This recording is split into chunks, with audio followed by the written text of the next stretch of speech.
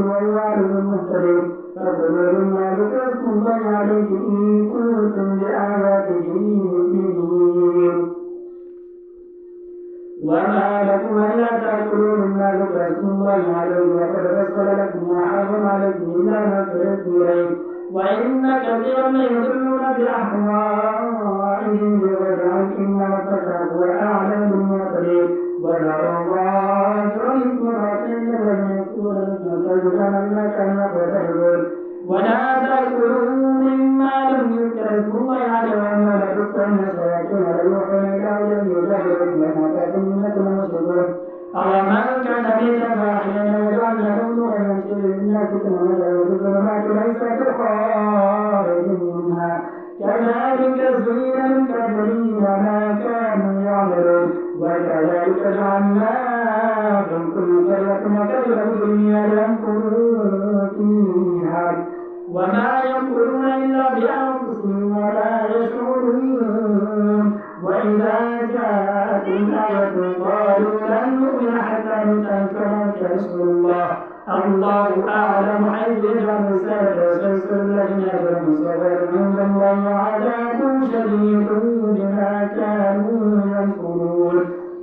فمن يرد الله أن يهديه ويشرح صدره للإسلام ومن يرد أن يضله يجعل صدره ضيقا حرجا كأنما يصعد في السماء كذلك يجعل الله الرجال الذين لا يؤمنون. وهذا صراط ربكم مستقيما قد فصلنا الآيات لقوم يذكرون لهم دار السلام عند ربهم ووليهم بما كانوا يعملون. ويوم يحشرهم جميعا يا معشر الجن قد استكبرتم من الإنس وقال أولياؤهم من الإنس ربنا استمتع بعضنا ببعض وبلغنا أجل الذي أجلتنا قال النار مثواكم خالدين فيها إلا ما شاء الله إنه حكيم عليم. وكذلك نولي بعض الظالمين بعضا بما كانوا يكسبون. يا معشر الجن والإنس ألم يأتكم رسل منكم يقصون عليكم آياته وينذرونكم لقاء يومكم هذا قالوا شهدنا على أنفسنا وغرتهم الحياة الدنيا وشهدوا على أنفسهم أنهم كانوا كافرين. ذلك أن لم يكن ربك ملك القرى بظلم وعلى لكم يتجدون يعملون ولا ربك بغافل عما يعملون. وربك الغني ذو الرحمة إن يشاء يذهبكم ويستغفر من بعدكم ما يشاء كما أنشأكم من ذرية قوم آخرين إنما توعدون لآت وما أنتم بمعجزين.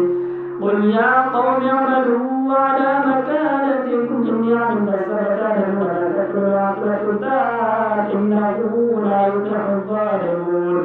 وجعلوا لله مما ذرأ من الحرث والأنعام نصيبا فقالوا هذا لله بزعمهم وهذا لشركائنا فما كان لشركائهم فلا يصل إلى الله وما كان لله فهو يصل إلى شركائهم ساء يحكمون. وكذلك زين لكثير من المشركين قتل أولادهم شركاؤهم ليرضوهم وليحبسوا عليهم دينهم ولو شاء الله ما فعلوه فذرهم وما يفترون. وقالوا هذه أنعام وحرث حجر لا يطعمها إلا من نشاء بزعمهم وأنعام حرمت ظهورها وأنعام لا يذكرون اسم الله عليه افتراء عليه سيجزيهم بما كانوا يفترون. قالوا ما في بطون هذه الأنعام خالصة لذكورنا ومحرم على أزواجنا وإن يكن ميتة فهم فيه شركاء سيجزيهم ويسألون حكيم عليم. قد خسر الذين قتلوا أولادهم سبعا بغير علم وحرموا ما رزقهم الله يفترون على الله ويضلون وما كانوا مهتدين.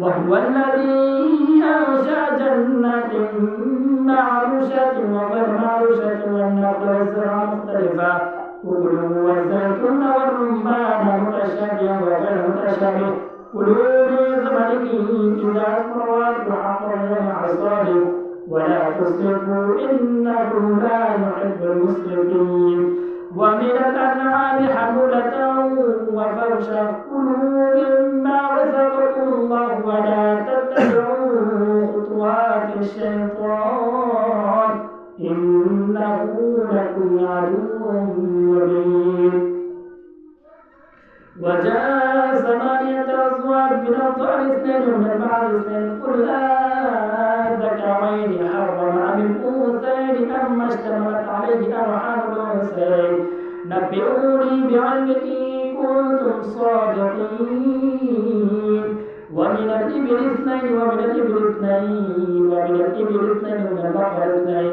قل أذكرين حرم أم الأنثيين أما اشتملت عليه أرحام الأنثيين أم كنتم شهداء إذ وصاكم الله بهذا فمن ممن افترى على الله كذبا ليضل الناس بغير علم إن الله لا يهدي القوم الظالمين قل لا أجد فيما أوحي إلي محرما على طاعم يطعمه إلا أن يكون ميتة أو دما مسفوحا أو لحم خنزير فإنه رجس أو فسق وإلا لغير الله به فمن اضطر غير باغ ولا عاد فإن ربك غفور رحيم وعلى الذين هادوا حرمنا كل ذي ظفر ومن البقر والغنم حرمنا عليهم شحومهما إلا ما حملت ظهورهما أو الحوايا ما اختلط بعظم ذلك جزيناهم ببغيهم وإنا لصادقون فإن كذبوك فقد كذب رسل فإن كذبوك فقل ربكم ذو رحمة واسعة ولا يرد بأسه عن القوم المجرمين لقد سيقول الذين أشركوا لو شاء الله ما أشركنا ولا آباؤنا ولا حرمنا به شيء كذلك كذب الذين من قبلهم